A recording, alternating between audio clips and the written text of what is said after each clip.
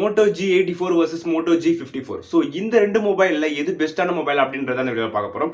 So இந்த video பார்க்கறதுக்கு முன்னாடி இது ரெண்டு ஃபோனுமே நான் தனித்தனியாக ரிவ்யூ போட்டிருப்போம். ஸோ அந்த ஒரு வீடியோ நீங்கள் பார்க்கல அப்படின்னா ஐ பட்டனில் கொடுக்குறோம். ஸோ மறக்காம செக் பண்ணிக்கோங்க. ஸோ ஃபர்ஸ்ட் ஆஃப் ஆல் இந்த ரெண்டு மொபைலுமே வந்து பார்த்தா நம்மளுக்கு 14 5G பேண்ட்ஸ் வந்து கொடுத்துருக்காங்க. ஸோ அதுக்கப்புறம் இந்த ரெண்டு மொபைல் டிசைன் அப்படின்னு வந்து பார்த்தா நம்மளுக்கு G84 வந்து விவா மெஜெண்டான்ற ஒரு கலர் கூட வந்து நம்மளுக்கு வேகன் லெதர் ஃபினிஷோட வந்து கொடுத்துருப்பாங்க. ஸோ இந்த மொபைல்லே வந்து பார்த்தீங்கன்னா நம்மளுக்கு இன்னும் ரெண்டு கலர் வேரியன்ட் இருக்கு. ஸோ அதில் வந்து பார்த்தீங்கன்னா நம்மளுக்கு கிளாஸ் ஃபினிஷ் வந்து கொடுத்துருப்பாங்க. ஸோ இந்த ஒரு கலருமே வந்து பார்த்தீங்கன்னா Pantone colour of the year அப்படின்னு சொல்லுவாங்க. ஸோ இந்த ஒரு கலரை நீங்கள் எந்த ஒரு ஃபோன்லையுமே பார்த்துருக்க முடியாது. அப்படியே இங்கே G54 வந்து பார்த்தீங்கன்னா நம்மளுக்கு வந்து மேட் ஃபினிஷ் தான் வந்து கொடுத்துருப்பாங்க, கிளாஸ் கொடுத்துருக்க மாட்டாங்க. இந்த மொபைலில் இருக்க எந்த கலர்லையுமே நம்மளுக்கு வந்து கிளாஸ் கொடுத்துருக்க மாட்டாங்க, எல்லாத்தையுமே வந்து நம்மளுக்கு மேட் ஃபினிஷ் தான் வந்து கொடுத்துருப்பாங்க.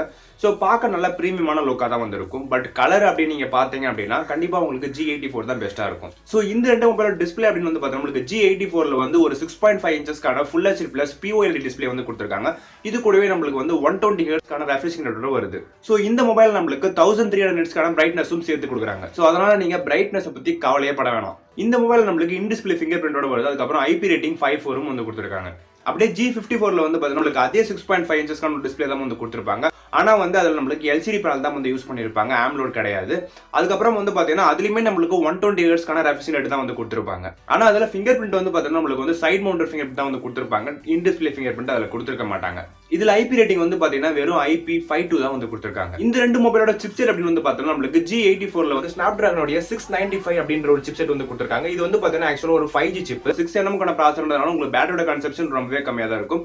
ஆனா இது வந்து பாத்தீங்கன்னா ஒரு பழைய ப்ராசஸர் கிட்டத்தட்ட நீங்க ஒரு மாடரேட்டான ஹை கிராபிக்ஸ் கேம் விளையாடுறீங்க அப்படின்னா உங்களுக்கு இந்த ப்ராசஸர் ஓகேவா தான் இருக்கும். சோ அப்படியே G54 வந்து பாத்தீங்கன்னா உங்களுக்கு வந்து டைமென்சிட்டி 7020 வந்து கொடுத்திருப்பாங்க. இதுவுமே வந்து பாத்தீங்கன்னா ஒரு 6nm கொண்ட ப்ராசஸர் தான். சோ ரெண்டு ப்ராசஸர்லயுமே ஒரே எண்ணம் தான் வந்து கொடுத்திருக்காங்க. பட் இந்த ஒரு ப்ராசஸர் வந்து பாத்தீங்கன்னா உங்களுக்கு ஸ்னாப்டிராகன் 695 விட கொஞ்சம் ஒரு பெட்டரான பெர்ஃபார்மன்ஸ் வந்து உங்களுக்கு கிடைக்கும். சோ ரெண்டு ப்ராசஸரையுமே கம்பேர் பண்ணக்குள்ள வந்து பாத்தீங்கன்னா இங்க டைமென்சிட்டி வந்து கொஞ்சம் நல்லா பெர்ஃபார்ம் பண்ற மாதிரி இருக்கும். சோ அதுக்கப்புறம் பேட்டரி அப்படின்னு வந்து பாத்தீங்கன்னா உங்களுக்கு G84 வந்து ஒரு 5000 mAh பேட்டரி வந்து கொடுத்திருக்காங்க. சார்ஜ் பண்றது 33 வாட்ஸ்க்கான ஃபாஸ்ட் சார்ஜிங் சப்போர்ட்டும் வந்து கொடுத்திருக்காங்க. இங்க என்னதான் வந்து 5000 mAh பேட்டரி கொடுத்தாலுமே நம்மளுக்கு வந்து 170 கிராம்ஸ்க்கான வெயிட் மட்டும் தான் வந்து கொடுத்திருக்காங்க. சோ அப்படியே G54 வந்து பாத்தீங்கன்னா அங்க வந்து நம்மளுக்கு 6000 mAhக்கான பேட்டரி வந்து கொடுத்திருக்காங்க. ஆனா சார்ஜ் பண்றதுக்குமே நம்மளுக்கு 33 வாட்க்கான ஃபாஸ்ட் சார்ஜிங் சப்போர்ட் தான் வந்து கொடுத்திருக்காங்க. பட் இந்த ஒரு ஃபோனோட வெயிட்டுமே வந்து பாத்தீங்கன்னா நம்மளுக்கு 192 கிராம்ஸ்க்கான வெயிட் மட்டும் தான் வந்து கொடுத்திருக்காங்க. ஏன்னா இதுல வந்து 6000 mAh பேட்டரி கொடுத்திருக்காங்க இல்லையா, சோ அதனால வெயிட் வந்து கொஞ்சம் இன்க்ரீஸ் ஆயிருக்கு. நீங்க பேட்டரி வைஸ் பாக்குறீங்க அப்படின்னா உங்களுக்கு G54 தான் வந்து பெட்டரா இருக்க மாதிரி இருக்கும். ஏன்னா இதுல தான் வந்து உங்களுக்கு 6000 mAhக்கான பேட்டரி வந்து கொடுத்திருக்காங்க. உங்களுக்கு G84 வந்து பாத்தீங்கன்னா உங்களுக்கு 5000 mAhக்கான பேட்டரி மட்டும் தான் வந்து கொடுத்திருக்காங்க. இந்த ரெண்டு ஃபோனோட கேமராஸ் அப்படின்னு வந்து பாத்தீங்கன்னா உங்களுக்கு G84 வந்து ரியர்ல வந்து 50 மெகாபிக்சலான பிரைமரி சென்சார் வந்து கொடுத்திருக்காங்க. அது 8 மெகாபிக்சலான வைட் ஆங்கிளும் வந்து கொடுத்திருக்காங்க. இதை யூஸ் பண்ணி நம்ம 1080p ல 30 fps வரைக்கும் வீடியோ எடுத்துக்க முடியும். இதுல வந்து நம்மளுக்கு 4K சப்போர்ட் கிடையாது. அப்படியே செல்ஃபி அப்படின்னு வந்து பாத்தீங்கன்னா ஒரு 16 மெகாபிக்சலான செல்ஃபி கேமரா வந்து கொடுத்திருக்காங்க. அதை யூஸ் பண்ணி நம்ம 1080p ல 30 fps வரைக்கும் வீடியோ எடுத்துக்க முடியும். சோ அப்படியே G54 வந்து பாத்தீங்கன்னா கிட்டத்தட்ட எல்லாமே வந்து சேம் தான். அதே 50 மெகாபிக்சல் தான். சோ அதே 16 மெகாபிக்சலான செல்ஃபி கேமரா தான். ஸோ இங்கே எதுவுமே வந்து மாற்றல, கேமரா எல்லாமே ஒரே மாதிரி தான் வந்து கொடுத்துருக்காங்க. ரெண்டுத்துலேயுமே வந்து டியூவல் கேமரா தான் வந்து கொடுத்துருக்காங்க.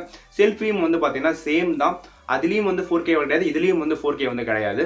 ஸோ கேமரா வந்து பார்த்தீங்கன்னா அச்சஸ் எல்லாம் ஒரே மாதிரி தான் வந்து பண்ணியிருக்காங்க. ஸோ இதுவே இப்படி இருக்கும்போது OS மட்டும் நான் மாற்ற போகிறாங்க. ஸோ OSும் கிட்டத்தட்ட அதே மாதிரி தான் வந்து கொடுத்துருக்காங்க.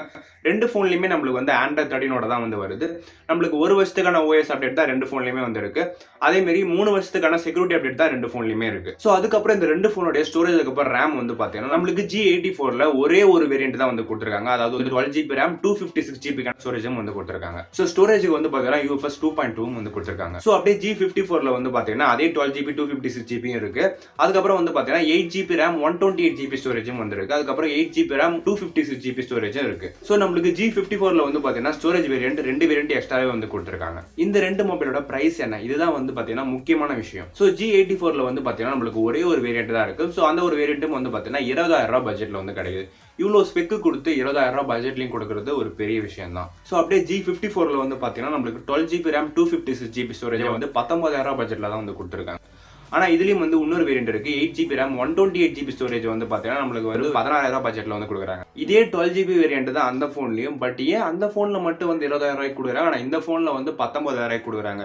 அதை வந்து நம்ம லாஸ்ட்டாக பார்க்கலாம். அது வந்து ஒரு பெரிய கதையாக இருக்குது அதுக்கு. ஸோ இந்த ரெண்டு ஃபோன்லையுமே வேற என்ன பாசிட்டிவாக இருக்குது, வேற என்ன நெகட்டிவாக இருக்குது அப்படின்னு வந்து பார்த்தீங்கன்னா, இந்த ரெண்டு ஃபோன்லையுமே வந்து பாசிட்டிவான விஷயன்றதை வந்து கிட்டத்தட்ட சேமாக தான் வந்து கொடுத்துருக்காங்க. அதாவது இந்த ரெண்டு ஃபோன்லையுமே வந்து பார்த்தீங்கன்னா நம்மளுக்கு ஸ்டெரியோ ஸ்பீக்கர்ஸ் வந்து கொடுத்துருக்காங்க. அதுக்கப்புறம் 3.5mm ஜாக்கையும் வந்து கட் பண்ணாமல் வந்து கொடுத்துருக்காங்க. அதுக்கப்புறம் நம்மளால SD கார்டும் வந்து போட்டுக்க முடியும். அதுக்கப்புறம் நம்மளுக்கு NFC சப்போர்ட்டும் வந்து கொடுத்துருக்காங்க. இந்த ரெண்டு ஃபோன்லையுமே நம்மளுக்கு டைப் C 2.0 தான் வந்து கொடுத்துருக்காங்க. நெகட்டிவ் அப்படின்னு வந்து பார்த்தீங்கன்னா இந்த ரெண்டு ஃபோன்லையும் ஒன்றும் பெரிய டிஃபரன்ஸ்லாம் வந்து கிடையாது.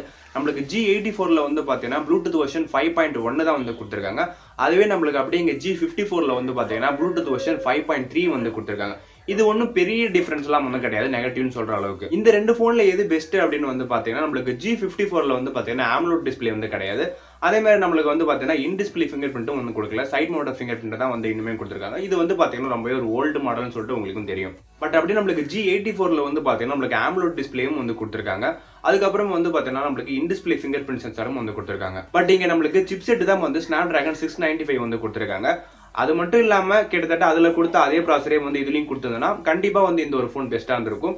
இல்லனாலுமே இந்த ஒரு ஃபோன் தான் வந்து பெஸ்ட். ஏன்னா 20,000 ரூபாய் பட்ஜெட்டுக்கு வந்து கிட்டத்தட்ட அந்த ஃபோனை விட நம்ம ஒரு 1000 ரூபாய் எக்ஸ்ட்ரா போட்டாலே வந்து போதும். நம்மளுக்கு ஆம்லோட் டிஸ்பிளேவும் கிடைக்குது. இல்ல அது மட்டும் இல்லாம நம்மளுக்கு இன் டிஸ்பிளே ஃபிங்கர் பிரிண்ட்டும் வந்து கிடைக்கும். மற்றபடி கேமரா இந்த OS எல்லாமே வந்து பாத்தீங்கன்னா கிட்டத்தட்ட சேம் தான். எதுவும் எக்ஸ்ட்ரா வந்து நம்மளுக்கு கொடுக்கலங்க. நீங்க G54 வாங்க போறதா இருந்தீங்க அப்படின்னா உங்களுக்கு வந்து G84 வந்து பெட்டரா தான் இருக்கும் என்ன கேட்டீங்க அப்படின்னா.